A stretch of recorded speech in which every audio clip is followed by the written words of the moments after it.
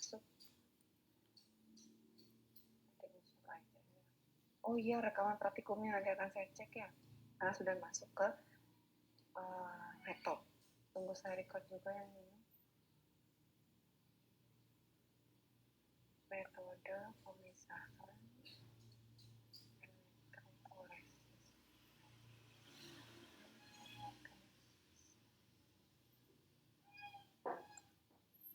Berapa kali perkuliahan kita, Dek? 2 kali aja ya? Untuk pemberian materi 2 kali sama ada sekali presentasi tugas. Oke, yang ngasih tugas siapa? Ibu Widi? Udah dikasih Bu Widi. Oh iya, oke. Berarti kita diskusi, terus saya yang mendampingi gitu ya? Iya, Bu. Oke. Baik, selamat sore adik-adik. Jadi hari ini kita akan mendiskusikan terkait dengan elektroforesis ya. Jadi elektroforesis merupakan salah satu metode pemisahan juga begitu ya, yang biasanya digunakan untuk memisahkan apa? Bisa untuk memisahkan protein atau memisahkan suatu DNA atau asam nukleat begitu ya. Nah, elektroforesis itu apa? Elektroforesis itu dikemukakan pertama kali oleh Michaelis tahun 1909, jadi 1909, di mana elektroforesis itu terdiri dari dua kata, elektro dan foresis. Elektro artinya listrik, sedangkan foresis itu adalah perpindahan. Jadi elektroforesis merupakan perpindahan tempat atau migrasi zat-zat koloidal pada suatu medan listrik. Jadi karena ada pengaruh listrik, maka dia akan menyebabkan terjadinya migrasi gitu atau perpindahan zat-zat koloidal.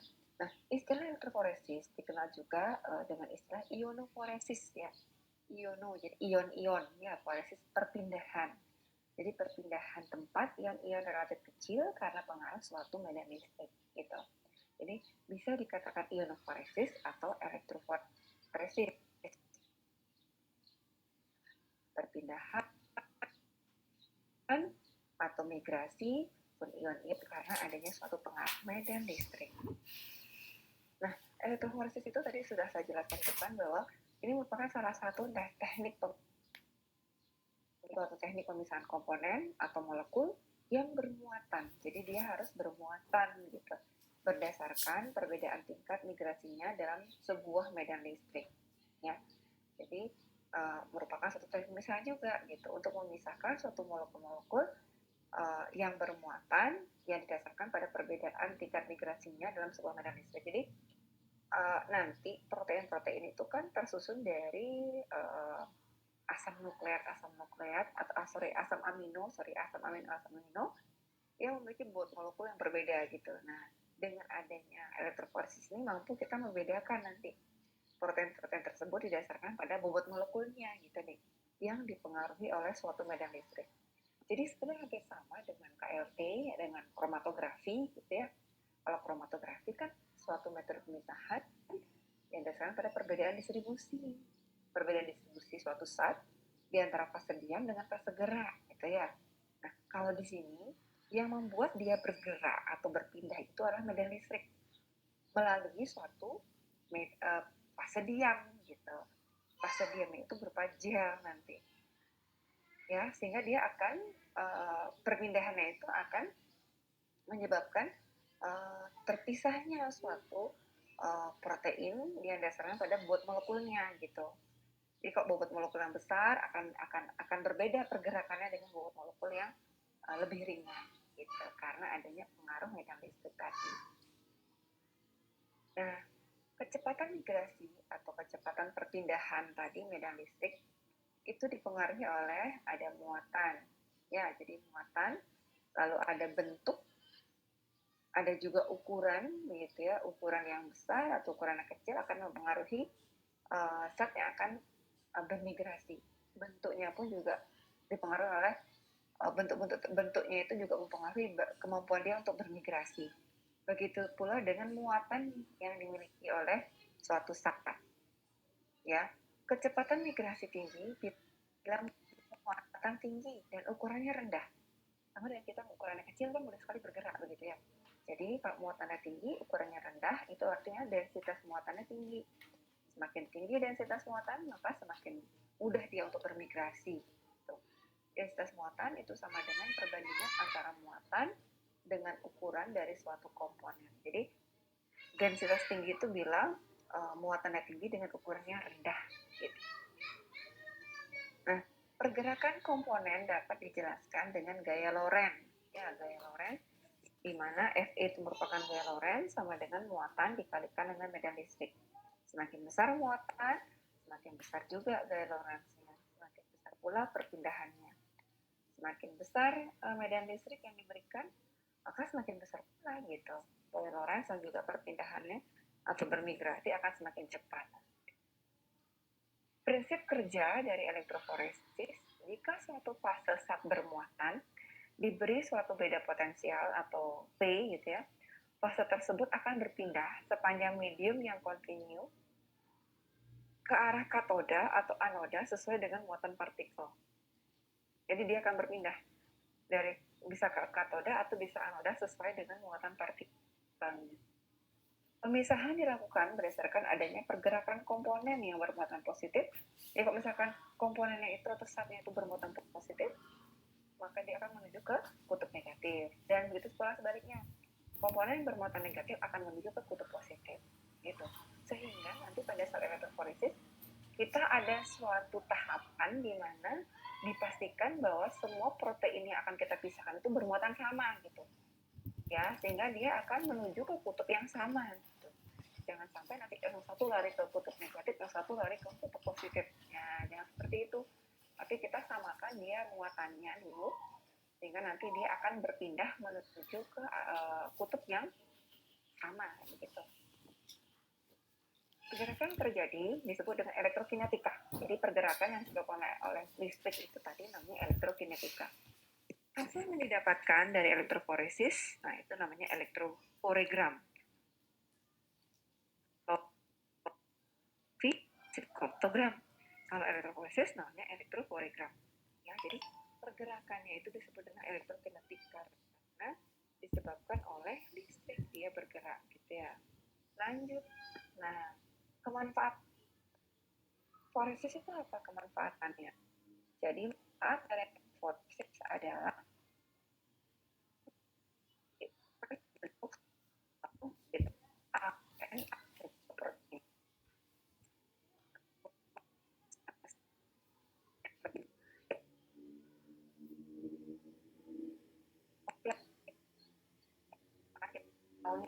Benar nggak sih dia ayah kandungnya ini anak turunannya gitu. Genetika kerabatan tuh penyakit turunkan juga bisa. Jadi artinya kira-kira dia memiliki penyakit yang sama nggak? Nah, dengan melihat genetikanya seperti apa. Lalu bisa juga mengetahui ukuran dan jumlah bahan yang dikandung oleh suatu sekuen DNA tertentu. Jadi seperti itu. Nah, bagaimana cara kerja dari elektroforesis?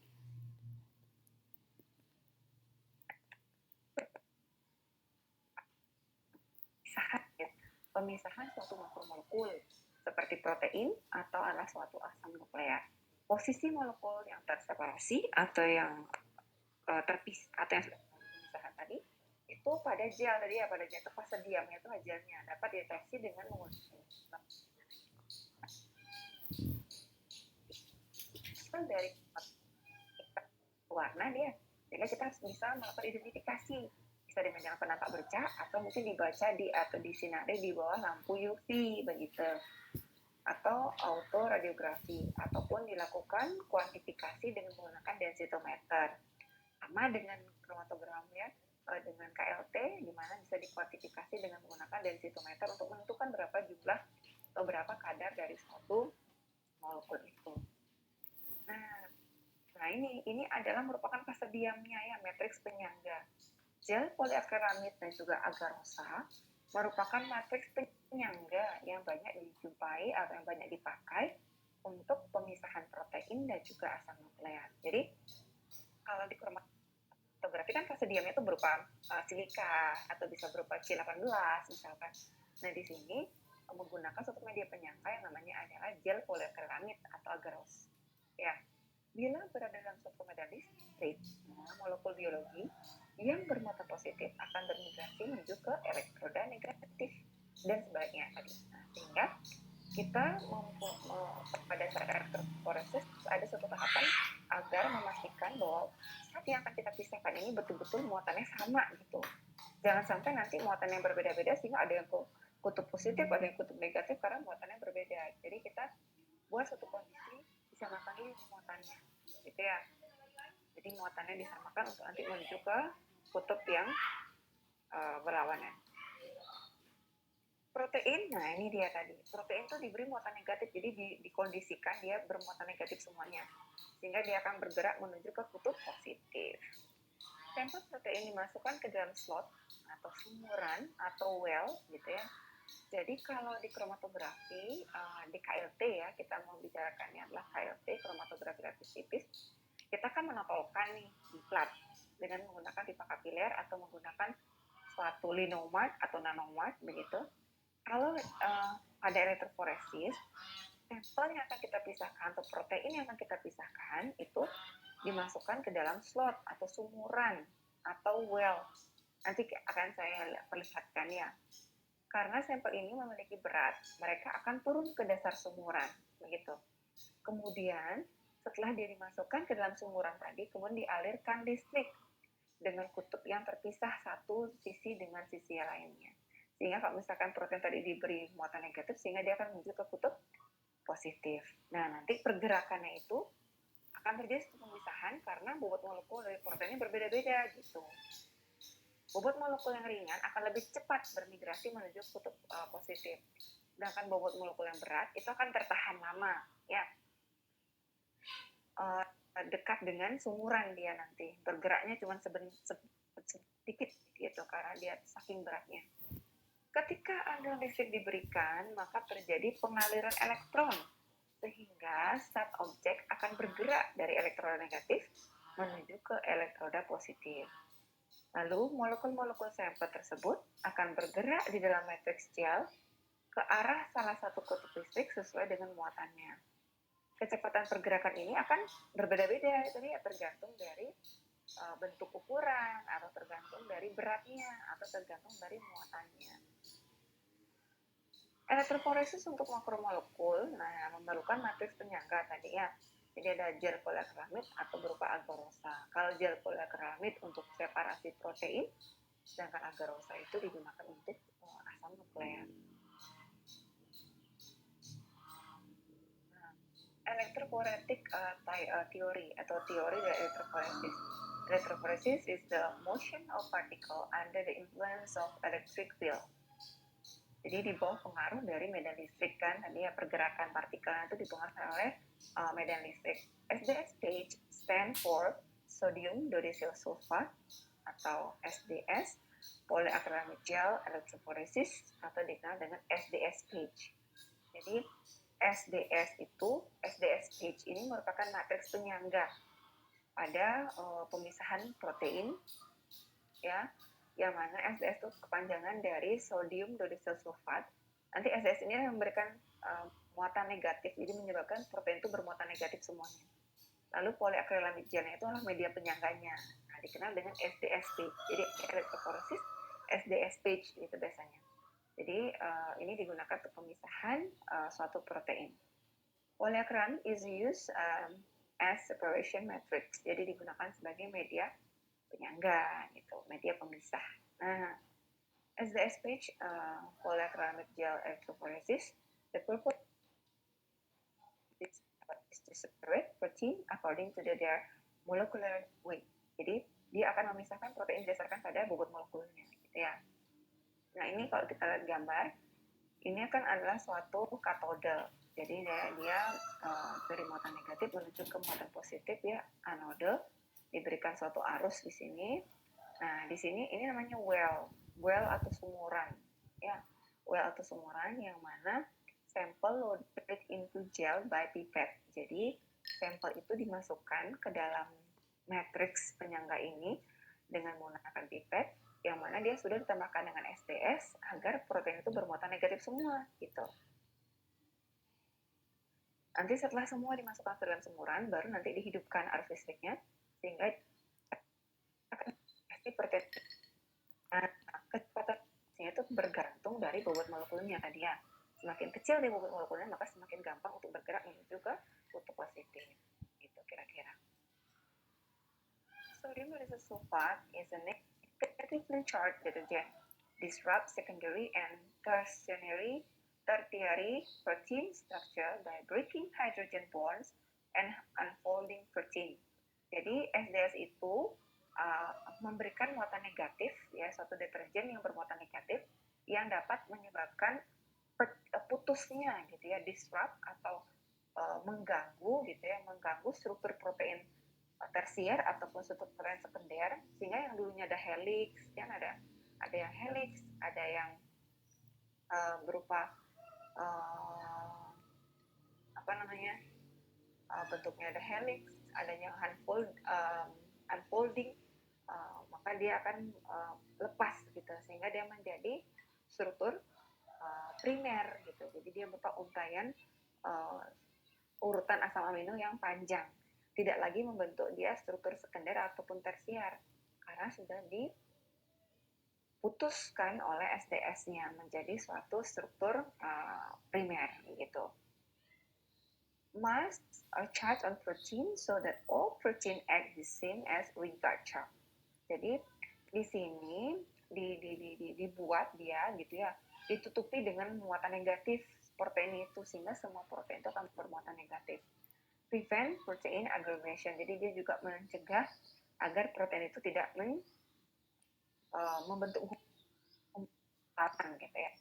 Itu tujuan dari SDS. Ini suatu deterjen bermuatan negatif yang mengubah protein yang strukturnya primer, struktur tersier ataupun sekunder menjadi struktur primer berupa urutan asam amino yang linier gitu, yang panjang, dan dia memberikan muatan negatif pada protein sehingga nanti dia akan menuju ke kutub yang sama gitu ya, dan mencegah agar protein itu tidak mengalami yang namanya aggregation atau mengalami gumpalan gitu.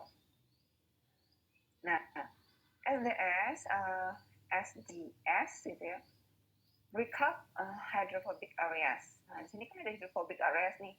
Misalnya hidrofobik itu kan berarti yang suka dengan yang hidrofob, yang benci dengan air kan ya. Jadi yang sifatnya non polar gitu kan. Kadang-kadang kan bisa membentuk suatu area hidrofob.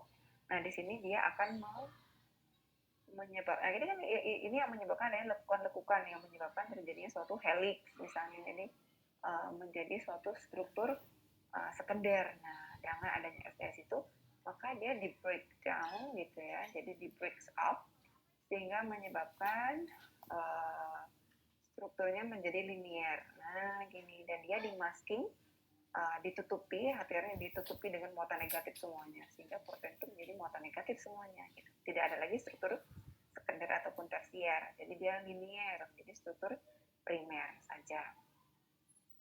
The end result of giving SDS, all protein contain only primary structure.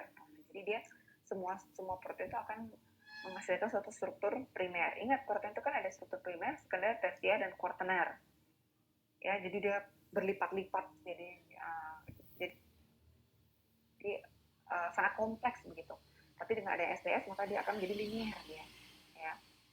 Nah, all protein have large negative charge, which means they will all move toward the positive pole when placed in an electric field. Jadi karena sudah semua negatif, maka dia pasti menuju pada kutub positif semuanya. Jadi tidak ada yang berbeda-beda.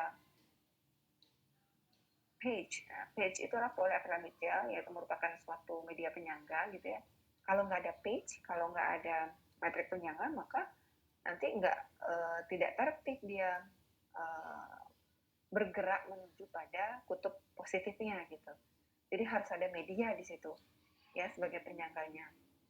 Sama dengan kalau misalkan kita dalam suatu ruangan gitu ya, kalau misalkan ada pintu, kalau misalkan tidak diberikan suatu line, artinya suatu jalur untuk bisa keluar, maka kan menggerudukan gitu. Menggerudukan tuh kan geruduk ya, berbarengan semua. Nanti jadinya tuh untuk keluar menuju ruangan itu menjadi numpuk di pintu. Nah, sekarang dibuat suatu line, suatu garis gitu ya, suatu alur sehingga nanti bisa satu-satu dia keluar. Sama dengan page ini gunanya, jadi page itu sebagai metrik penyangga. If the proteins are denatured and put into jadi hanya dimasukkan ke dalam suatu media listrik tanpa menggunakan page gitu ya, they will all at right with no separate side menuju ke kutub positif tapi tanpa ada pemisahan di situ gitu. Jadi berbarengan semuanya nanti menuju kutub positifnya gitu ya, tanpa ada page. Jadi just electric field only.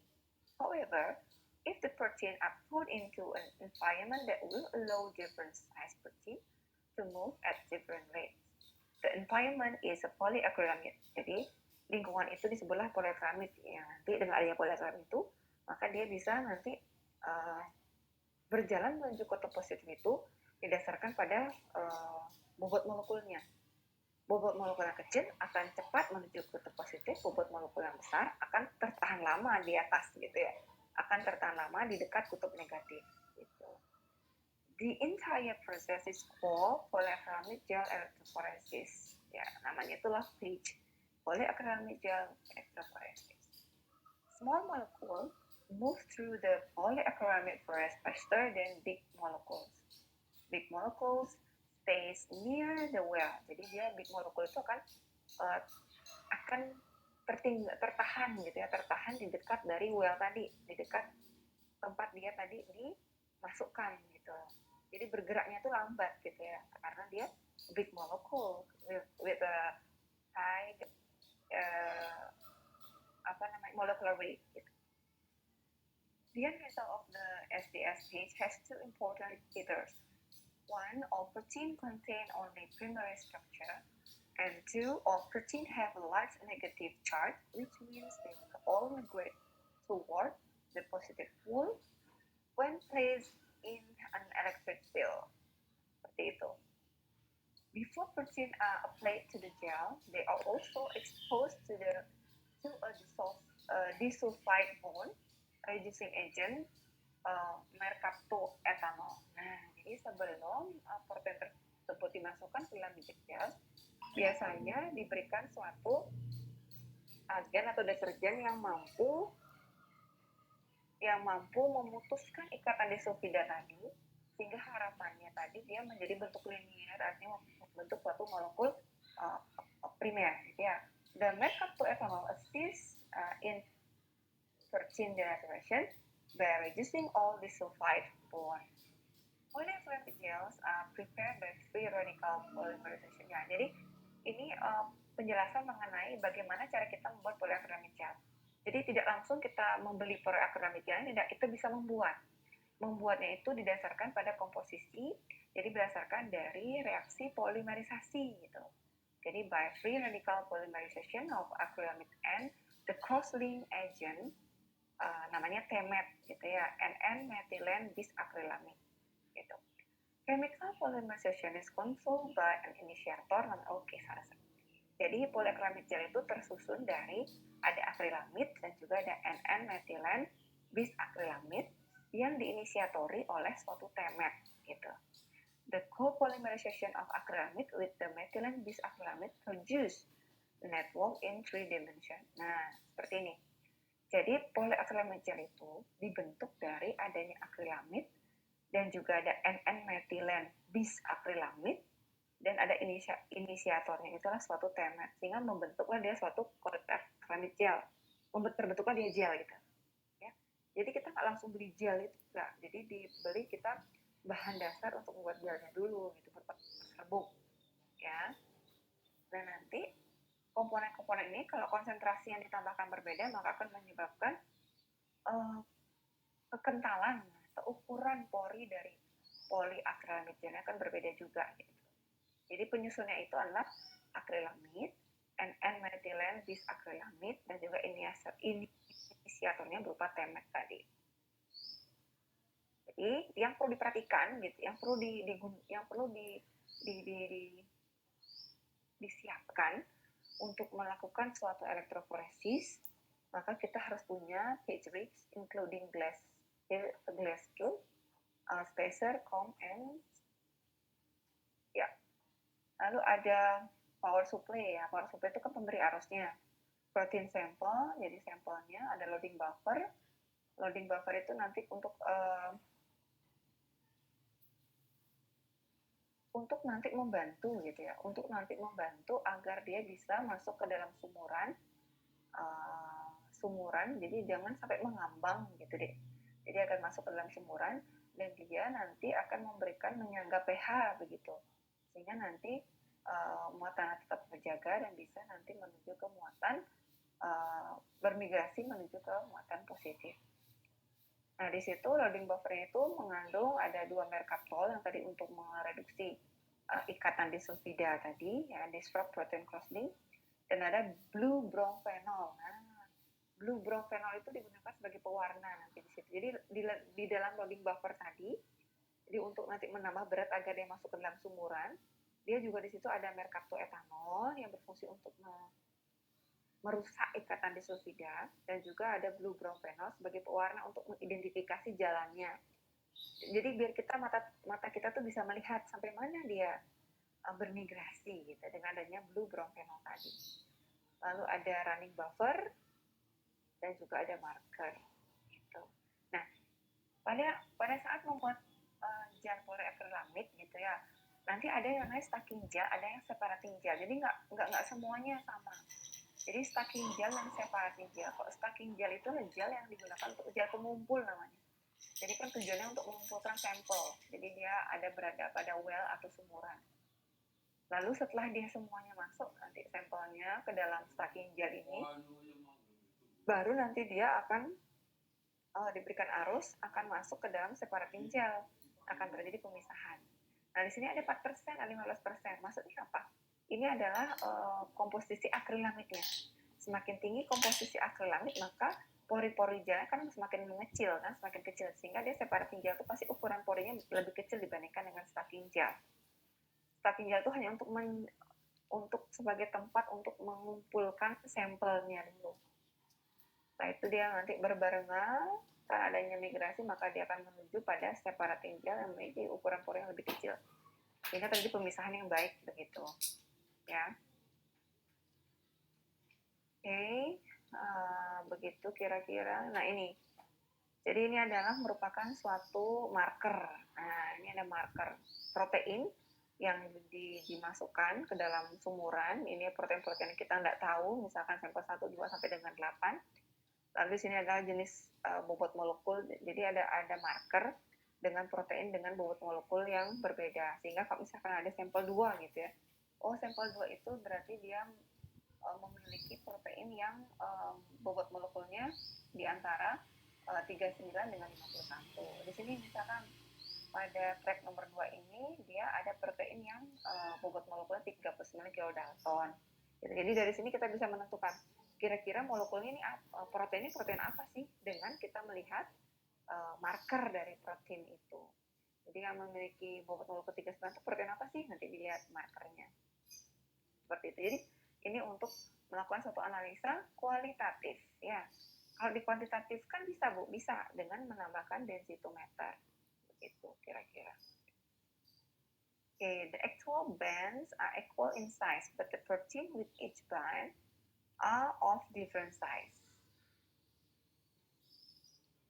Jadi misalkan ini A, ini A, ini B, ini B, ini C, berarti kan ini memiliki band yang sama ya. Artinya ukuran bobot molekulnya sama gitu. Jadi seperti itu. Nah, ini contoh dari elektroforegram, hasil dari elektroforesis. Nah, seperti ini. Ya. Nah, lalu ada macam-macam jenis elektroforesis. Kalau tadi kan saya menjelaskan mengenai prinsip dan bagaimana pemanfaatan dari elektroforesis tadi. Di situ ada yang namanya STSP sebagai media atau metrik penyangganya, ada arus, ya, ada juga preloading buffer untuk nanti masuk ke dalam sumuran. Di situ ada juga untuk menghancurkan atau mendisrupt atau mengganggu ikatan disulfida, sehingga harapannya struktur proteinnya itu primer semua. Nah, lalu diberikan juga adalah blue bromfenol untuk melihat pergerakan atau mengidentifikasi migrasinya, dan perlu ada running buffer tadi. Nah, di sini ada jenis elektroforesis. Elektroforesis itu jenisnya ada elektroforesis kertas, adalah jenis elektroforesis yang terdiri atas kertas sebagai fase diam. Kalau tadi kan fase diamnya berupa SDS stage. Nah, ini adalah kertas sebagai fase diamnya. Lalu di sini partikel yang terlarut sebagai fase gerak, terutama ion-ion kompleks. Pemisahan ini terjadi akibat adanya gradasi konsentrasi sepanjang sistem pemisahan. Pergerakan partikel dalam kertas tergantung pada tergantung pada muatan ataupun valensi saat terlarut. Luas penampang, tegangan yang digunakan, konsentrasi elektrolit, kekuatan ion, pH, viskositas, dan absorpsivitas saat terlarut. Nah, seperti ini ya. Ini namanya elektroforesis kertas. Ya, jadi menggunakan media penyangganya adalah kertas. Ya, ini adalah suatu elektrolit, ada suatu ion di sini ya. Nanti akan sampelnya itu akan akan terjadi suatu migrasi juga gitu, karena pengaruh suatu media listrik. Tapi media penyangganya adalah berupa kertas. Kalau gel tadi kita sudah bicarakan, dan gel tadi ya, sehingga untuk mencegah terjadinya hal seperti ini, makanya disamakan dulu sampelnya ya. Kalau negatif semua, sehingga negatif akan menuju ke positif, sedangkan kalau misalkan positif semua, berarti dia akan menuju ke kutub negatif. Nah, lalu ada juga elektroforesis kapiler.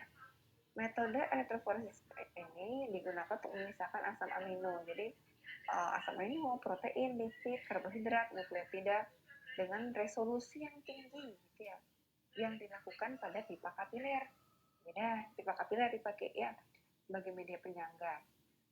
Ya, di mana pipa kapiler itu berisi buffer. Elektroforesis kapiler merupakan pengembangan konsep elektroforesis konvensional, di mana konsep dasar elektroforesis kapiler tidak sedikit molekul berada dalam larutan sebagai partikel bermuatan atau ion, baik bermuatan positif atau berupa kation dan negatif atau anion.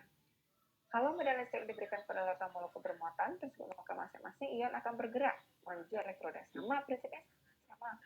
Yang membedakan itu hanyalah media penyangganya. Jadi kalau media penyangganya kertas, maka dikatakan dia elektroforesis kertas.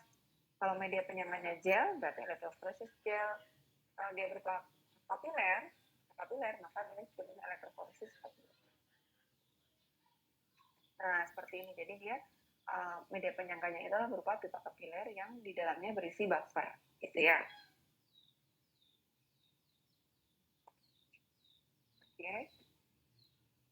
Oke, itu prinsip dari elektroforesis. Saya akan berikan di sini video, begitu ya. Apakah sudah terlihat di layar? Sudah, silakan dicermati. Ya, silakan dilihat dulu ya. Ya.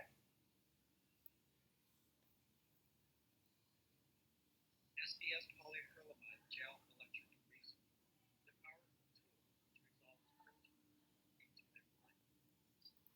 Because proteins differ in size, shape, and charge, protein samples first engage the anionic detergent.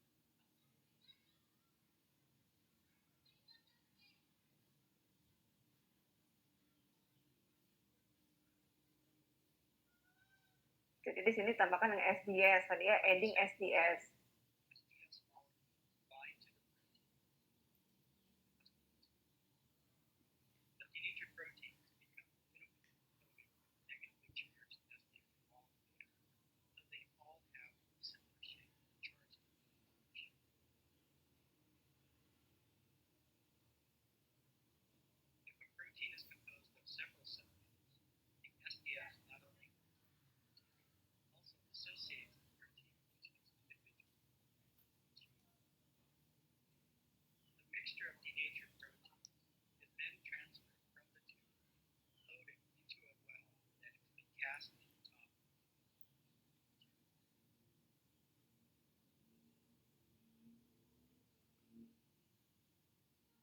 Electric field generated by a power supply. The negative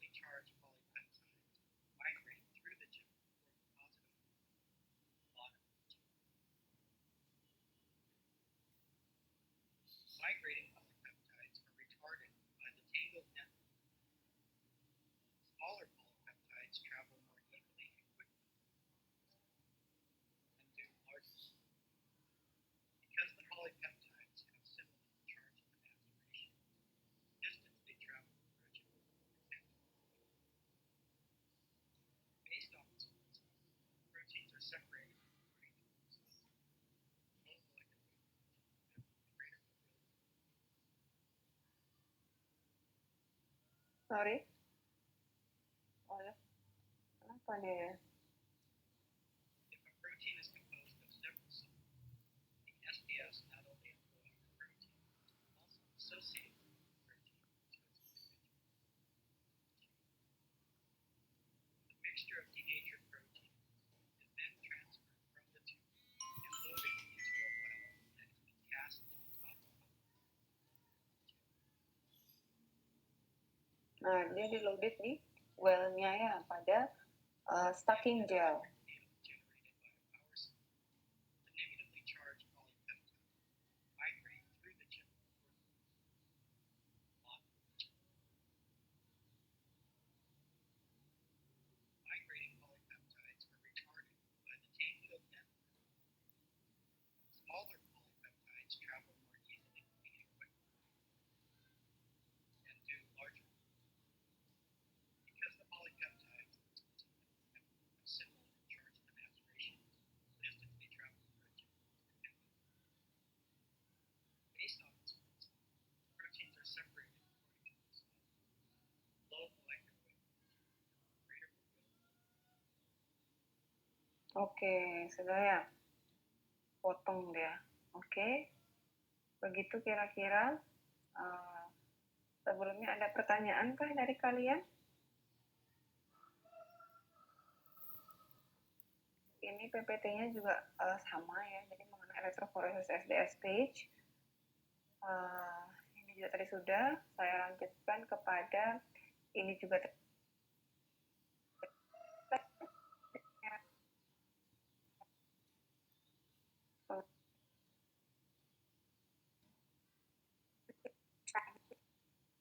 ya, silakan.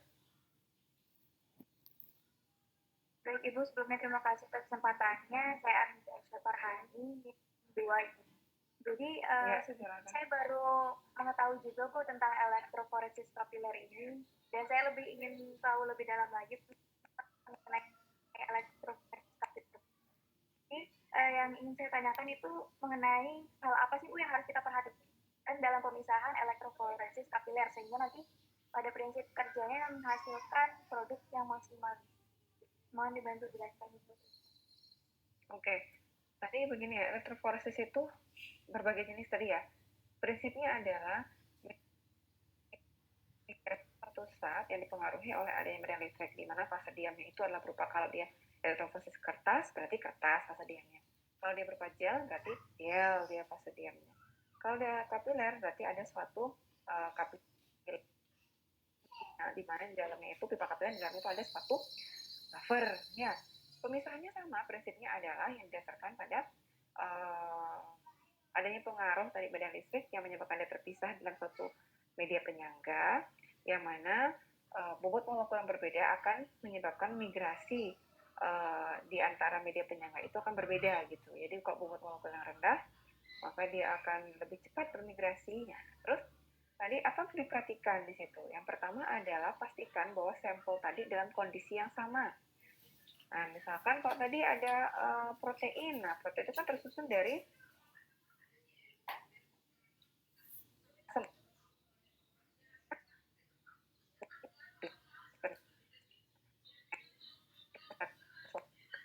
situ, maka dia akan membentuk helix misalnya, atau membentuk suatu struktur tersier, sehingga itu akan memisahkan di dalam migrasi, sehingga dibuat dalam kondisinya itu sama, sehingga dia ditambahkan dengan suatu yang mampu membreakdown atau membreak up gitu ya, artinya memutuskan ikatan disulfidanya itu sehingga dia bisa menjadi struktur primer semuanya, lalu dia di masking dengan muatan negatif semua, sehingga harapannya itu akan menuju ke kutub yang berlawanan gitu, kutub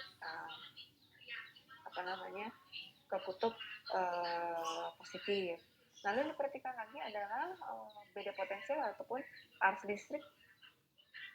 Ini juga diperhatikan, semakin tinggi diberikan satu arus listrik maka semakin cepat dia bermigrasi, sehingga kontak dengan media penyanganya akan sangat singkat gitu, sehingga nanti pemisahannya nggak optimum. Nah, sehingga yang perlu diperhatikan adalah di awal dipastikan kondisi sampelnya sama, lalu arus listriknya dioptimasi dulu berapa yang harus diberikan, begitu ya. Buffernya pun juga harus berapa buffernya, dan kondisi kapilernya gitu. Itu yang perlu diperhatikan. Karena kalau fase diamnya itu juga perlu dioptimasi, sehingga nanti akan menghasilkan suatu peak yang tajam. Kalau dia elektroforegramnya itu bisa dalam bentuk nanti dia dikaitkan dengan densitometri, sehingga bisa ditetapkan kadar dari pemisahannya. Kalau misalkan hanya untuk kualitatif aja, berarti hanya berupa band saja nanti ketemu gitu. Begitu kira-kira. Baik Ibu, terima kasih banyak Ibu sudah sangat ya. Izin bertanya Ibu. Ya silakan, sebutkan nama dan NIM-nya ya, saya record aja nanti baru saya catat. Baik Bu, perkenalkan nama saya Nika Denia Pratiwi, NIM 3 Bu. Jadi saya ingin bertanya lebih kepada power supply itu Bu, yang tadi Ibu bilang perlu kita perhatikan. Jadi tadi kan Ibu juga sudah menjelaskan bahwa semakin tinggi arus listriknya itu akan semakin cepat bermigrasi, seperti itu Bu. Nah, dalam hal penggunaan elektroforesis ini apa ada Bu batasan untuk kuat arus yang dapat kita gunakan Bu? Atau apakah batasan kuat arus itu berbeda-beda pada setiap jenis elektroforesis seperti itu Bu? Karena saya pernah membaca, kalau tidak salah, kalau kita memberikan arus terlalu tinggi itu dapat menyebabkan yang namanya efek Joule Bu. Jadi terjadi seperti pemanasan itu Bu. Mohon diluruskan Bu. Terima kasih. Oke. Ya. Jadi, nah ini ada nih. Derajat pemisahan ditentukan oleh persen akrilamid dan besaran medan listrik. Betul tadi, semakin besar medan listriknya maka semakin cepat dia bermigrasi tadi ya saya katakan. Sehingga dia kontak dengan suatu media penyanganya kan jadi cepat sekali sehingga pemisahannya nggak optimal begitu. Namun kok misalkan terlalu rendah maka lama pemisahannya gitu, sehingga perlu dilakukan satu optimasi, intinya begitu deh, optimasi. Nah biasanya, ini ada literatur yang mengatakan biasanya memerlukan tegangan voltage yaitu 200 volt. Jadi sudah ada suatu optimasi dulu. Biasanya tegangannya kira-kira 200 volt, dan waktu yang diperlukan adalah untuk dia melakukan satu pemisahan adalah 2 jam. Oke. Nah, sudah ya tadi yang untuk yang besar medan listrik ya. Nah, derajat pemisahan itu ditentukan oleh persen akrilamid. Persen akrilamid itu maksudnya apa? Karena persen akrilamid itu kan mempengaruhi ada pada SDS stage ya. Jadi semakin besar dia persen akrilamidnya, nah misalkan seperti ini. Saya tambahkan dulu tadi yang yang kan sudah ya tadi ya, artinya arus itu betul terlalu tinggi juga malah menyebabkan dia kerusakan pada proteinnya nanti. Proteinnya kan juga sangat rentan terhadap panas. Nah di sini poliakrilamid merupakan polimer yang dibuat dari akrilamid dan juga ada bisakrilamid dengan tadi inisiatornya adalah TMAT kan begitu. Nah di sini semakin tinggi persen akrilamid maka semakin tinggi pula ukuran semakin sempit gitu ya ukuran porinya, sehingga biasanya semakin susah nanti protein itu untuk bermigrasi. Tapi sebenarnya bagus semakin kecil, sehingga nanti dia akan semakin selektif dia untuk memisahkan ukuran pori gitu loh, memisahkan partikel, memisahkan suatu protein. Nah di sini, gel yang digunakan biasanya perbandingannya adalah 29:1, yaitu akrilamidnya 29 dan satunya adalah bis dengan konsentrasi 12%. Ya, seperti itu. Nah, jadi derajat pemisahan itu ditentukan oleh persen akrilamid dan besaran medan listrik.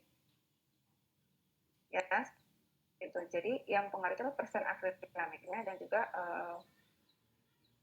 beda potensialnya gitu ya, medan listriknya.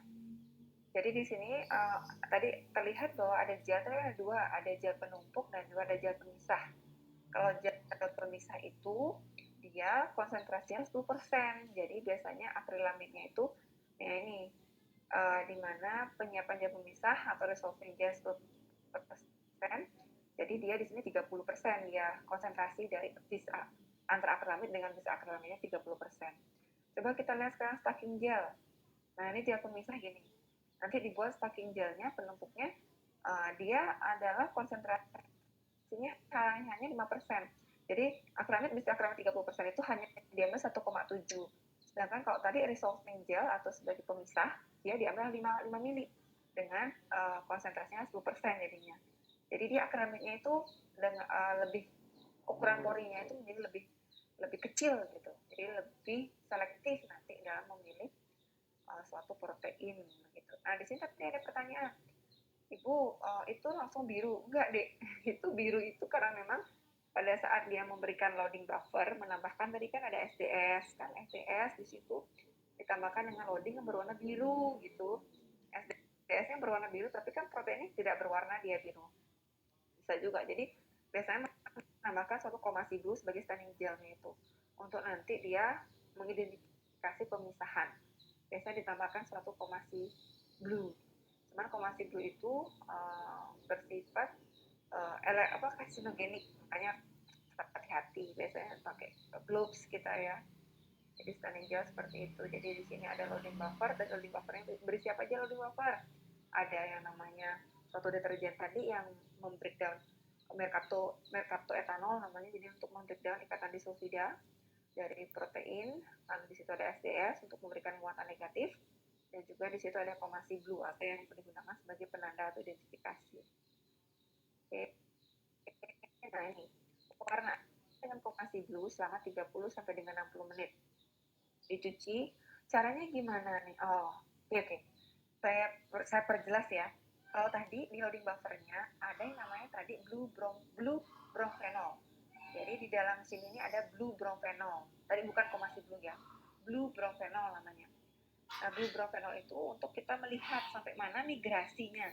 Sampai mana nanti pada saat suatu migrasi menuju ke kutub positifnya, kan begitu.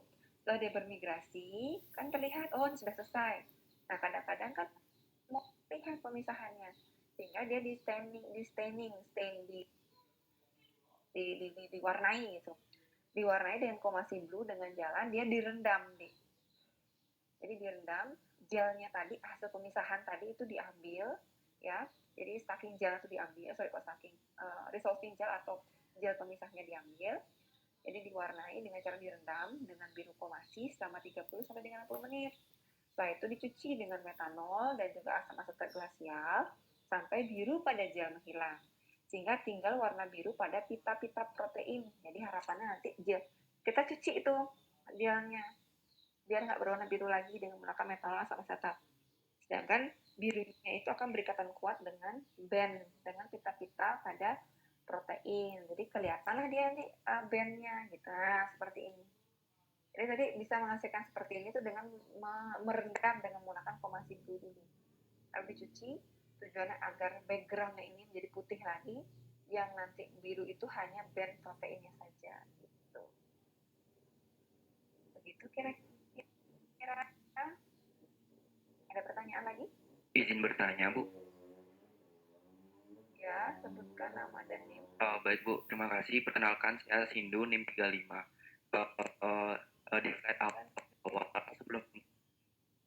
Di slide awal, sebenarnya Ibu sempat menjelaskan mengenai media yang digunakan dalam elektroforesis gel itu ada gel agarosa dan poliakrilamid gitu.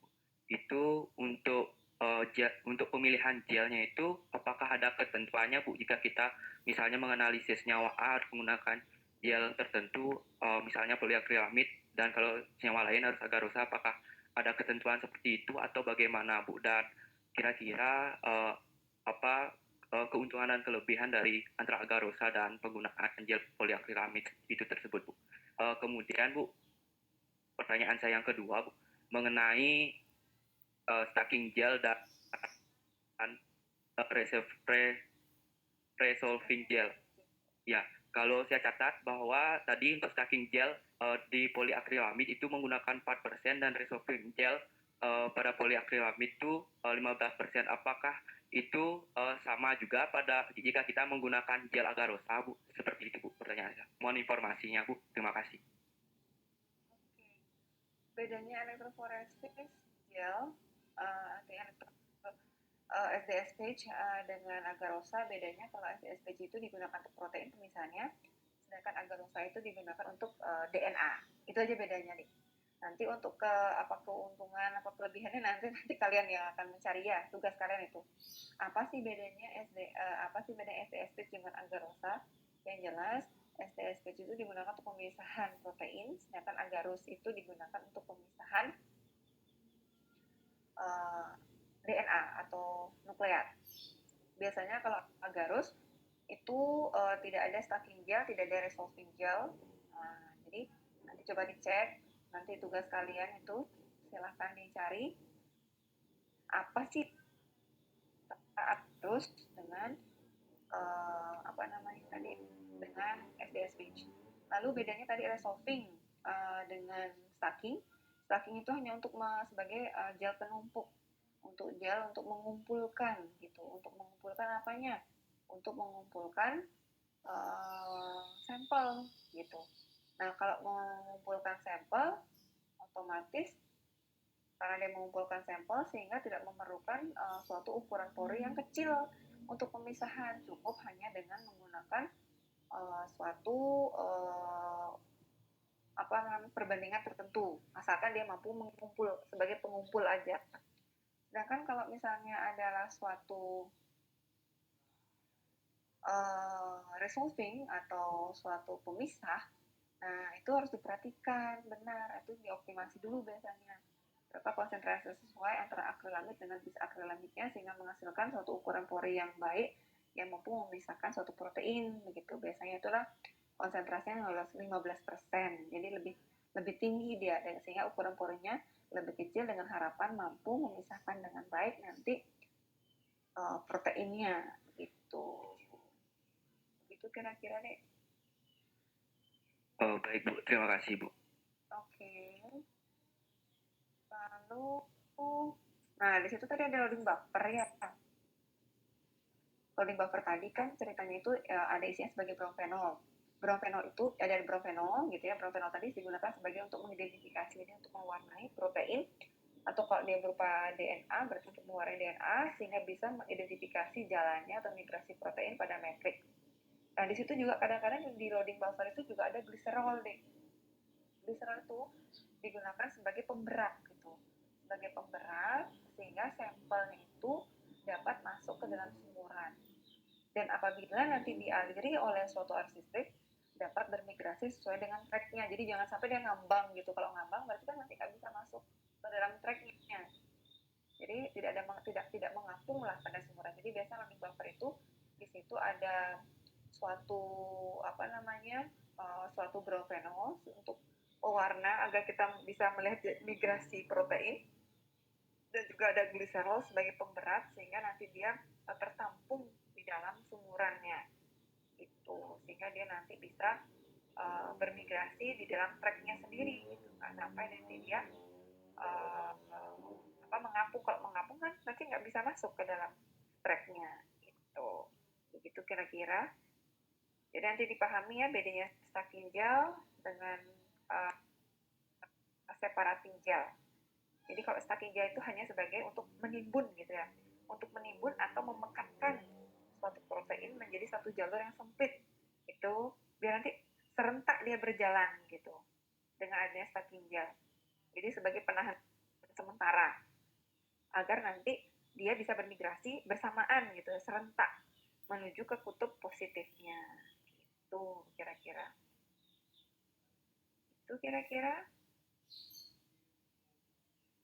Apakah bisa dipahami?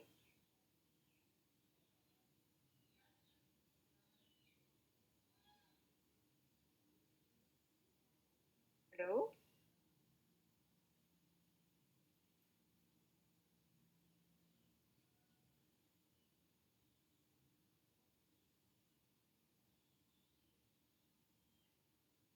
Halo, apa bisa dipahami, Dek?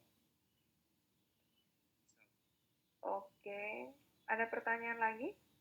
Ingat ya, coba kalian nanti cari bedanya SDS page dengan agarose. Yang jelas kalau agarose digunakan untuk pemisahan fragmen DNA, sedangkan kalau SDS page itu digunakan untuk pemisahan protein. Prinsipnya sama. Gitu. Apa tadi dia bertanya? Enggak. Tadi kalau tidak salah ada yang tutup kertas dengan menggunakan medium kertas. Nah, setahu saya kertas ini merupakan isolator. Namun dalam elektroforesis ini digunakan sebagai medium yang dia lewati listrik. Untuk itu bagaimana sekiranya sistem kerja? Apakah ada bahan tambahkan? Di situ kan ada elektrolit di situ tadi. Ada elektrolit, ada ion-ion di situ yang harapannya nanti itu yang membantu atau penjembatan untuk bisa nanti mengalirkan arus. Itu kan tadi dilihat kan, jadi kertas itu hanya sebagai media penyangga, artinya supaya dia terpisah saja, tapi yang nanti yang menyebabkan dia bisa mengalir untuk sebagai arusnya itu ada elektrolit di situ tadi antara ujung kertas satu dengan ujung kertas yang lainnya. Itu kira-kira. Ada lagi yang lain?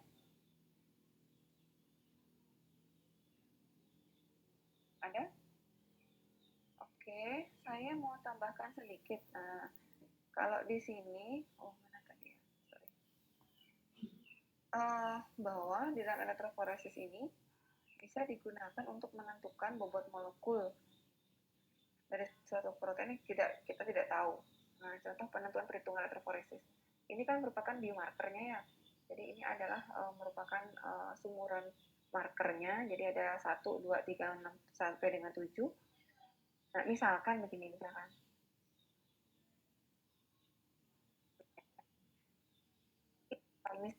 suatu, jadi ini misalkan suatu SDS page. Di sini kita protein berapa protein, bobot molekul protein ini berapa. Dia kan di antara 45.000 dengan 31.000, tapi ini berapa gitu. Caranya gimana menentukan bobot molekul ini? Bisa dengan jalan seperti ini. Perhitungan molekul dari masing-masing protein didasarkan pada marker yang tersedia. Perhitungan dilakukan dengan mengukur total jarak tracking. Jadi kita harus menentukan berapa bobot molekul dari marker tadi. Lalu kita logkan, ya, di logkan, ya. Itu dianggap sebagai sumbu Y. Jadi kita buat kurva kalibrasi. Y-nya itu adalah log BM, sedangkan X-nya itu adalah RF. RF itu adalah merupakan pembagian dari jarak tracking masing-masing band dengan jarak tracking total. Jadi perhitungan dilakukan dengan mengukur total jarak tracking dari stacking gel ke separating gel dan mengukur jarak tracking dari stacking gel ke masing-masing band protein terbentuk. Jadi RF itu adalah membagi jarak tracking masing-masing band dibagi dengan jarak tracking total dari stacking sampai dengan separating gel gitu. Nah, di sini misalkan didapatkan bobot molekul dari marker tadi ya, bahwa ada bobot molekul 260, 135 dan seterusnya. Kita logkan dulu dia menjadi lognya sekian. Lalu jarak tracknya, kalau yang bobot molekul besar dia 2 cm, yang 135, 6,5 sampai seterusnya 26. Nah, di sini tadi total trackingnya adalah 68. Sehingga RF itu adalah 2/68, 6,5/68, dapatlah di RF yang sekian. Lalu kita masukkan X, masukkan nilai X semua, masukkan nilai Y-nya semua, dicari persamaan regresi linear, Y sama dengan sekian, dapat persamaan regresi Y sama sekian. Lalu apa yang kalian lakukan? Tadi kan kalian sudah dapat berapa tracking, berapa X-nya, berapa RF-nya, masukkan di BM. Nanti di antilogkan, dapatlah dia bobot molekulnya sebesar 125,57 gitu. Jadi dari persamaan regresi ini kan didapat nanti nilai Y sama dengan minus X plus 2,33. X-nya ini kita ganti dengan proteinnya tadi yang kita nggak tahu bobot molekulnya berapa. Dengan menghitung RF-nya dulu. RF-nya 7 dibagi dengan 68. Dapat sekian. Masukkan ke persamaan regresi, didapatkan Y sekian. Ini kan log BM. Kalau BM-nya berapa? Di antilogkan, dapat dia 125,57 gitu.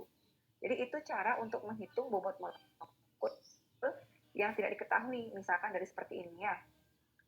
Jadi kalau misalkan di sini mungkin, nah ini 7, berarti di antara 135 dengan 195 ini ada suatu band protein yang nggak kita ketahui. Dengan trackingnya itu tadi RF-nya adalah 7.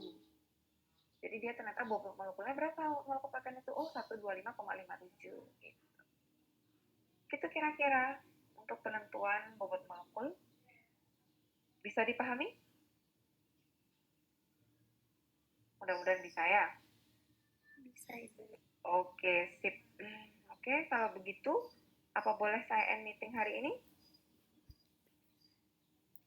Nanti dipelajari lagi, dan soalnya juga hampir mirip. Jadi tadi misalkan, apa yang mempengaruhi keterpisahan atau pemisahan pada elektroforesis, ya. Lalu, apa yang maksud dengan SDS page? Misalkan seperti itu. Apa itu SDS? Nah, itu ada polimerisasi. Oh, kok SDS? Apa itu poliakrilamid? Itu merupakan suatu polimerisasi yang terbentuk antara akrilamid dengan bisakrilamid yang diinisiatori oleh TMS, kan begitu. Ya, jadi pelajari lagi.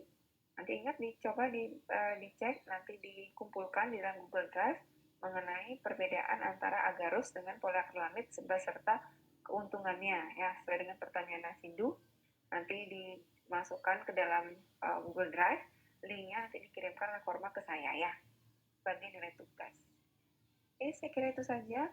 Terima kasih. Selamat sore. Izin bertanya. Oh ya, silakan. Untuk batas pengumpulan tugasnya kapan ya? Minggu depan ya. 1 minggu dia tak kasih. Ya. Oke, saya kira itu saja. Terima kasih Jaditya. Sampai jumpa. Saya end meeting hari ini. Semoga kita semua dalam keadaan sehat. Dan selamat sore. Selamat sore Bu, terima kasih.